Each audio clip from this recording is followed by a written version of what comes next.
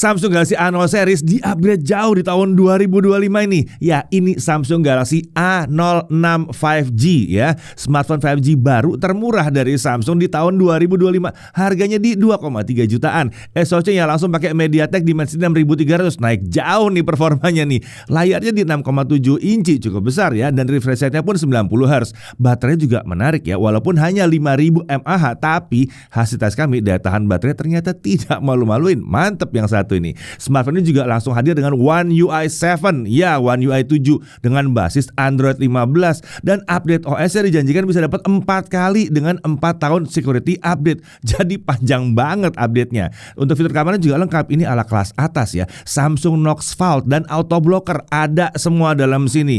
Saya tuh dia juga punya IP rating di IP54. Nah, langsung aja ya kita kupas tuntas si Samsung Galaxy A06 5G yang satu ini.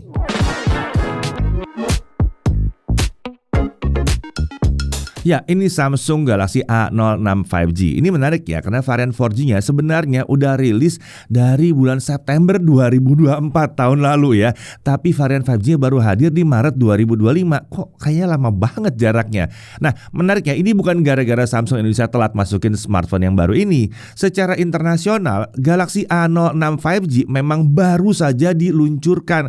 Jadi, ini justru masuk yang terbilang cepat, nggak pakai telat-telat sama sekali. Oke, langsung aja kita mulai reviewnya dari isi paket penjualannya. Nah, ini spesial ya. Samsung Galaxy A06 5G ini box paket penjualnya punya cover khusus yang menunjukkan kerjasamanya dengan Free Fire. Desainnya seperti ini, keren nih ya. Nah, kalau untuk isinya kita lihat tentunya ada unit smartphone-nya. Lalu ada kabel USB-C to C di sini ya. Lalu ada SIM tray ejector dan paket dokumen. Iya, jadi ini paket penjualnya ringkas banget khas Samsung. Tapi sebelum kalian protes kenapa nggak ada chargernya? Sebentar, kami dapat info dari Samsung kalau mereka memberikan bonus travel charger adapter 25 watt untuk setiap pembelian smartphone ini. Jadi tetap aja ada chargernya. Walaupun emang nggak di dalam box, tapi nggak masalah. Yang penting kan dapat, bukan masalah dalam box atau tidak dalam box. Oke, untuk desain, Samsung menggunakan desain Key Island di smartphone ini, sama dengan Samsung Galaxy A06, Galaxy A16 dan beberapa smartphone Galaxy A series lainnya ya. Nah, bodi smartphone ini juga menggunakan frame yang flat dengan pengecualian di area dekat tombol power dan volume up down yang punya desain cembung tadi.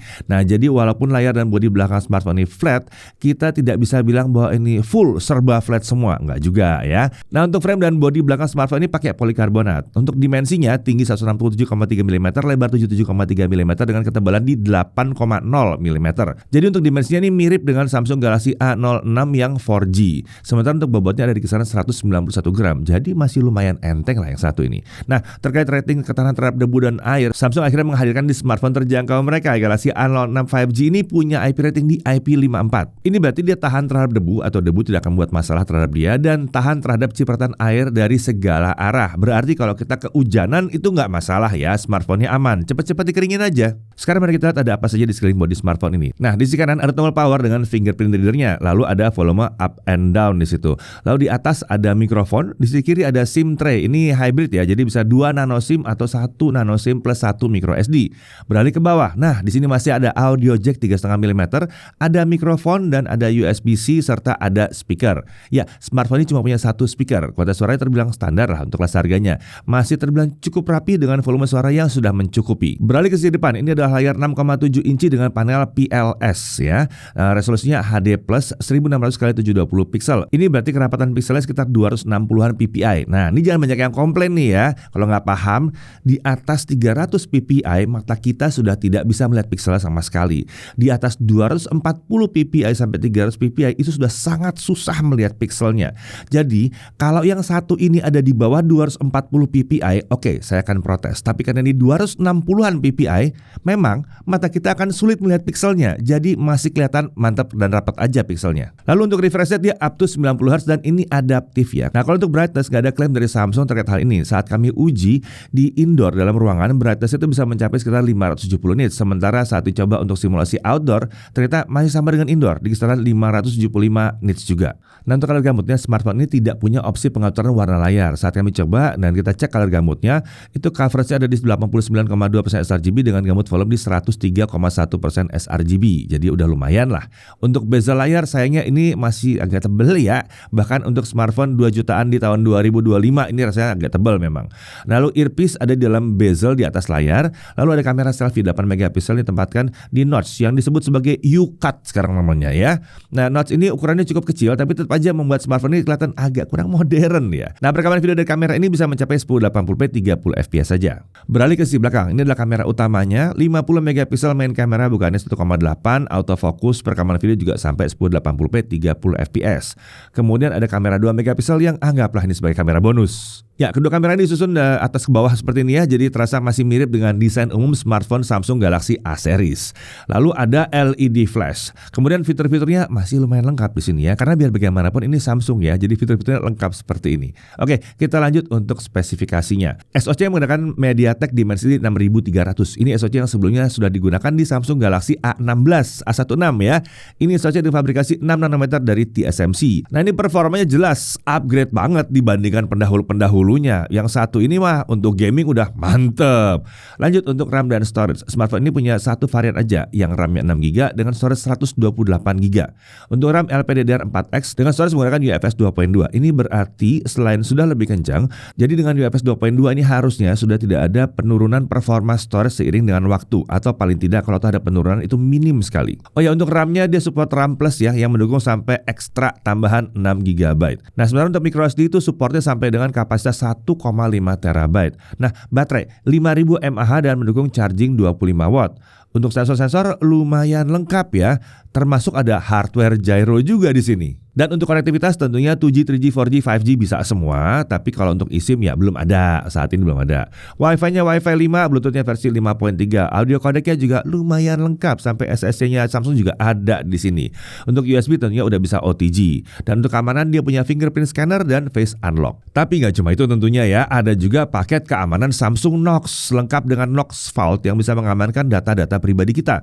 Kita bisa pakai Secure Folder, ini bisa untuk mengamankan aplikasi-aplikasi yang sensitif agar tidak dibuka atau diakses oleh orang lain. Ini termasuk untuk aplikasi banking bisa dimasukin ya. Kemudian auto blocker juga tentunya tersedia ya. Ini bisa secara otomatis mengamankan smartphone kita dari potensi serangan. Termasuk kalau kita mau nginstal aplikasi lewat file APK tuh yang suka dikirim-kirim via WA tuh ya, yang bahaya itu. Nah, itu bisa dijaga tuh ya. Lalu ada pencurian data lewat USB dan sebagainya. Jadi ini super aman. Untuk OS dia menggunakan One UI 7 dengan basis Android 15. Ya, jadi udah kekinian banget, tampilannya udah kekinian banget, mirip-mirip sama S25 lah gitu tampilannya ya. Nah, untuk update versi Android dijanjikan sampai 4 kali. Jadi dari 15 update 4 ke 19, luar biasa jauh juga ya. Dengan security update sampai dengan 4 tahun juga. Nah, fitur Galaxy AI sayangnya belum diturunkan Samsung ke smartphone yang terjangkau ini. Tapi kalau pakai Gemini buat asisten bisa dong, bisa di sini. Oke, secara standar ada beberapa aplikasi bawaan yang juga diinstal di sini ya. Nah, beberapa merupakan aplikasi dari Samsung sendiri. Sementara untuk aplikasi pihak ketiga kalau dirasa tidak dibutuhkan bisa langsung dihapus dengan mudah.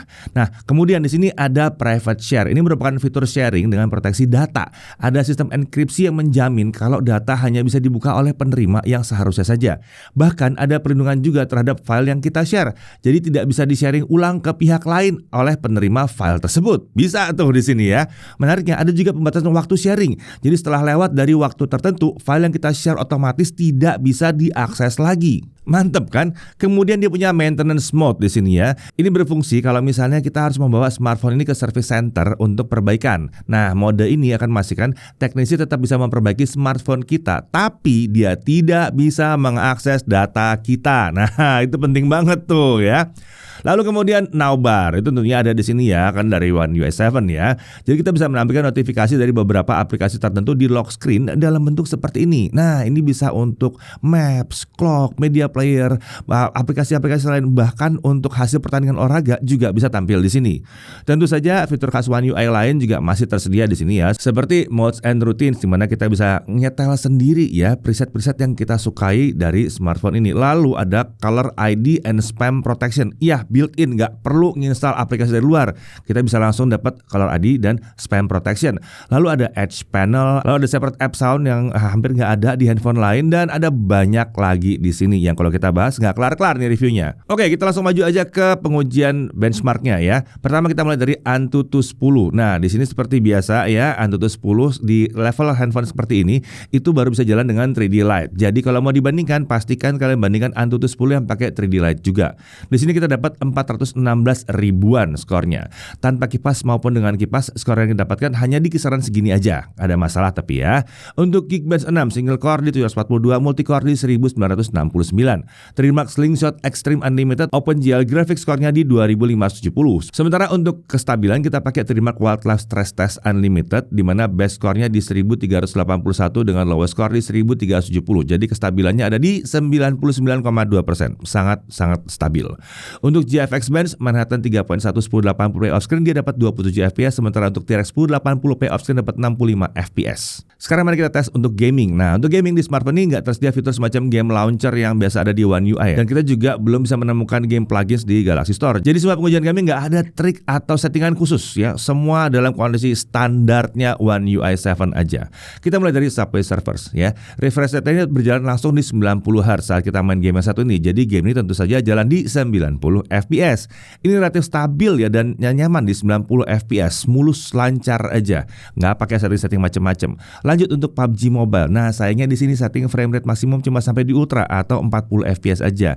Jadinya cukup rata sih sebetulnya di 40 fps, lancar dimainkan, tapi nggak mantep aja karena belum nyampe 60 fps. Seandainya saja setting 60 fps terbuka, harusnya nggak ada masalah nih. Ini masalah kerjasama aja sebetulnya, bukan masalah dia nggak mampu. Oke, untuk gyro aiming gimana? Nah, di sini terbilang mulus dan responsif, paslah dengan apa yang bisa diharapkan dari sebuah hardware based gyro. Lanjut dengan Free Fire. Nah, karena ada kerjasama ya sama Free Fire, jadi kita coba langsung game satu ini. Setting frame rate yang terbuka itu sampai high. Lalu grafis kami setting mentok rata kanan. Hasilnya game ini bisa dijalankan relatif mulus sekali dekat dengan 60 fps. Sesekali ada penurunan frame rate tapi cuma di 50-an fps aja, jadi tidak mengganggu sama sekali.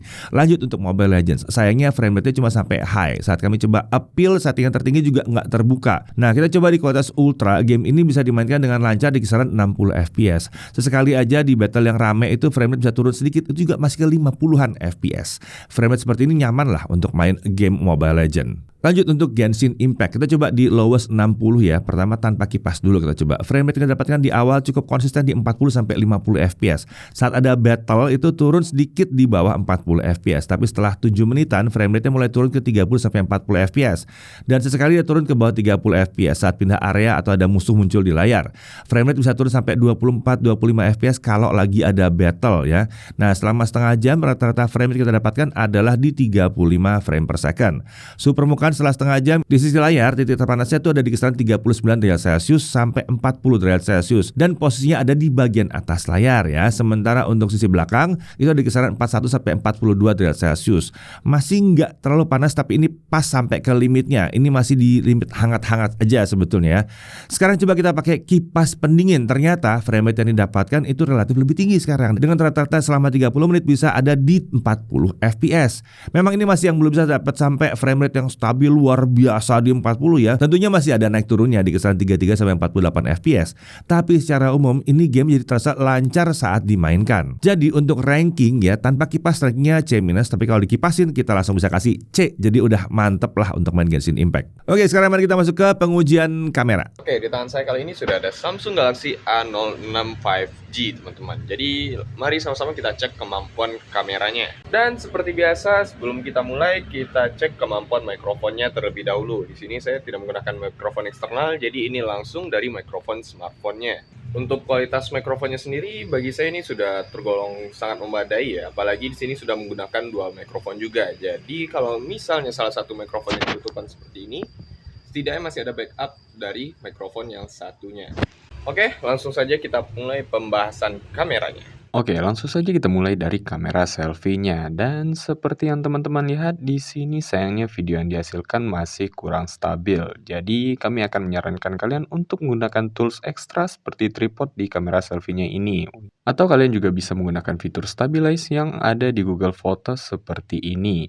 Nah, nanti hasil videonya kurang lebih seperti ini ya. Jadi lebih stabil kan? Lalu untuk kualitas videonya sendiri bagi kami ini sudah tergolong oke untuk smartphone entry level. Detailnya dapet, ketajamannya juga pas, gak sampai oversharpen seperti video entry level pada umumnya. Nice. Sementara untuk kemampuan dynamic range-nya ini standar ya. Area highlight memang rada overexpose, namun setidaknya objek utama masih dapat terlihat dengan jelas di sini. Nah, itu di kondisi yang ekstrim ya. Kalau di kondisi yang normal sih aman-aman aja. Beralih ke kamera utama, di sini video yang dihasilkan lebih stabil dibanding kamera selfie-nya tadi, asalkan fitur stabilizer yang ini dinyalakan terlebih dahulu ya. Kemudian untuk kualitasnya sendiri, bagi kami ini sedikit lebih kasar dibanding kamera selfie-nya tadi. Lalu untuk kemampuan dynamic range, bagi kami ini agak mendingan karena informasi di background lebih ketangkep di sini. Dan untuk kondisi normal, videonya juga sudah aman ya. Oke, sekarang kita lanjut ke malam hari, dan untuk hasil videonya kurang lebih seperti ini ya. Baik di kamera selfie maupun utama. Di sini detailnya sudah menurun. Namun paling tidak objek video masih cukup terlihat dan yang kami apresiasi adalah videonya tidak mengalami frame drop atau patah-patah. Nah, untuk hasil foto-fotonya bagi kami kamera utama dari smartphone ini sudah aman, tapi kalau kamera selfie rasanya masih perlu diperbaiki lagi. Sementara kalau malam kurang lebih seperti ini ya. Kita harus pandai-pandai mencari sumber cahaya agar bisa mendapatkan hasil yang lebih baik. Atau bisa juga dengan menggunakan fitur night mode-nya. Dengan sedikit catatan, pastikan tangan stabil ya saat menggunakan fitur ini. Sekarang kita bahas fitur-fitur ekstranya. Di sini ada mode Pro untuk foto yang memungkinkan kita untuk mengatur ISO secara manual dari 100 hingga 3200 dan shutter speed dari 1/12000 sampai 30 detik. Nice. Biasanya sih Samsung ngasih 10 detik ya, tapi di sini sudah lebih panjang lagi. Kemudian di sini juga ada fitur slow-mo di 720p 120 fps. Overall bagi kami kemampuan kamera dari Samsung Galaxy A06 5G ini sekedar mencukupi untuk kelas harganya. Hal yang bisa kami protes hanya belum adanya opsi perekaman di atas 1080p 30 fps dan juga video kamera selfie yang belum stabil. Kalau itu tidak terlalu masalah untuk kalian, kameranya masih cukup lah untuk mengabadikan momen sehari-hari. Oke, itu dari saya. Kembali ke studio. Ya, lanjut ke pengujian baterainya untuk YouTube offline video playback 1080p ya. Ya, jadi kita download dulu videonya pakai YouTube, lalu kita putar tanpa konektivitas internet sama sekali dan kita bisa mendapatkan bahwa baterai habis setelah 20 jam 5 menit. Ini hasil yang terbilang bagus untuk kelas harganya dan tipe SoC yang digunakannya. Biasanya tipe SoC seperti ini bisa jauh di bawah 20 bahkan di belasan-belasan. Ini yang pertama kali bisa nyampe di 20-an jam dengan baterai 5000 mAh. Lanjut untuk YouTube streaming 1080p 30 fps non HDR, baterai berkurang 3% selama pemutaran video 30 menit. Untuk mainan TikTok swipe selama setengah jam, baterai turun 4%, masih normal. Genshin Impact loss 60 selama 30 menit, baterai berkurang sekitar 9%. Lagi-lagi masih normal di sini, masih mantap ya. Nah, untuk charging, kita pakai charging 25 watt dari Samsung dan kita dapatkan bahwa dari 0 sampai 50% butuh waktu 39 menit, sementara dari 0 sampai penuh butuh 1,5 jam tepat. Ini udah bisa dibilang standar untuk charger Samsung 25 watt belakangan ini ya, khususnya untuk smartphone yang terjangkau. Kita lanjut lagi untuk Netflix, tentunya sudah Widevine L1 dan udah support streaming sampai Full HD. Untuk YouTube streaming sampai 1440p 60 fps dan terbilang lancar nih streamingnya. Untuk haptic feedback ini getaran dihasilkan tuh masih agak panjang di sini ya. Jadi belum yang terasa benar-benar super akurat. Walaupun untungnya masih bisa digunakan dengan sedikit penyesuaian. Nah, untuk Wi-Fi sharing sayangnya tidak tersedia di sini ya. Jadi kalau kita coba aktifkan mobile hotspot, Wi-Fi akan dimatikan. Jadi mobile hotspot di sini hanya bisa untuk sharing internet dari koneksi seluler 4G atau 5G-nya. Nah, untuk harga, Samsung Galaxy A06 5G dipasarkan dengan harga kisaran Rp2.399.000 dengan satu varian RAM storage saja di RAM 6GB dengan storage 128GB. Ini jujur aja terbilang harga yang relatif terjangkau untuk smartphone 5G ya. Bahkan ini harusnya jadi salah satu smartphone 5G paling terjangkau yang bisa didapatkan resmi di Indonesia saat ini. Nah, menariknya lagi Samsung juga memberikan bonus senilai sekitar Rp869.000 untuk pembelian smartphone ini yang terdiri dari travel adapter 25 watt, paket data Telkomsel 36GB untuk 12 bulan, serta ada juga eksklusif in-game item untuk game Free Fire. Nah, smartphone ini sudah bisa dibeli toko online maupun offline dan bisa langsung aja cek informasinya di link yang ada dalam deskripsi video ini. Oke, kita langsung masuk ke dalam hal yang perlu diperhatikan. Pertama, hanya ada satu varian, 6128. Ini untuk sebagian pengguna mungkin akan terasa agak pas-pasan untuk kebutuhan saat ini. Walaupun jujur aja melihat dari harganya dan ini udah 5G udah lumayan sih sebetulnya. Kemudian layarnya yang HD+.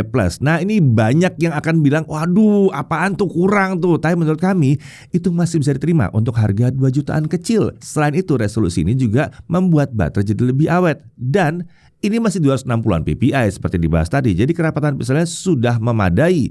Kalau di bawah 240 oke, kami akan protes keras. Kemudian untuk kameranya, ini single kamera ya plus bonus aja untuk kamera utama. Lalu untuk perekaman video selfie dan kamera utama juga mentok di 1080p 30 fps.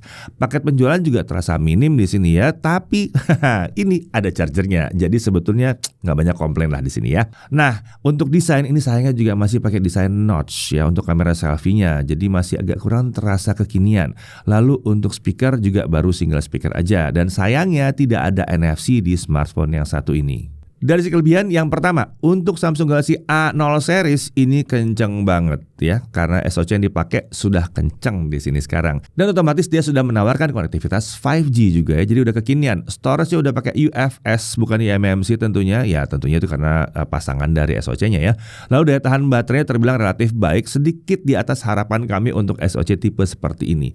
Untuk One UI 7 juga udah terpasang di sini dan udah pakai basis Android 15 dan masih ada 4 kali update lagi, jadi panjang ini update-nya. Lalu fitur bawaannya One UI juga terbilang banyak. Ini mirip dengan yang ada di smartphone kelas atasnya Samsung, termasuk ada Knox Fault, Auto Blocker, Nowbar bahkan udah ada di sini. Dia udah punya rating IP54 juga, jadi ya hujan-hujan tipis-tipis gak ada masalah. Dual mikrofon juga ada di sini, jadi kualitasnya mumpuni untuk rekam video dan audio di sini ya. Layar juga color gamutnya udah cukup baik di sini. Lalu masih ada audio jack dan slot micro SD. Ya, Samsung Galaxy A06 5G ini adalah smartphone 5G termurah dari Samsung yang masuk resmi ke Indonesia saat ini. Sebelumnya di kelas harga ini Samsung baru menawarkan smartphone 4G aja. Menariknya, Samsung masih menawarkan beberapa fitur khas mereka di smartphone ini, termasuk fitur-fitur keamanan seperti yang tadi Knox Fault, Auto Blocker, Spam Protection, dan lain-lain. Update-nya juga panjang. Smartphone ini harusnya cocok untuk pengguna Samsung A0 series dari tahun-tahun sebelumnya yang mau upgrade smartphone tapi dengan dana terbatas, termasuk untuk yang pakai A05, A04, A04s, dan beberapa smartphone sebelumnya.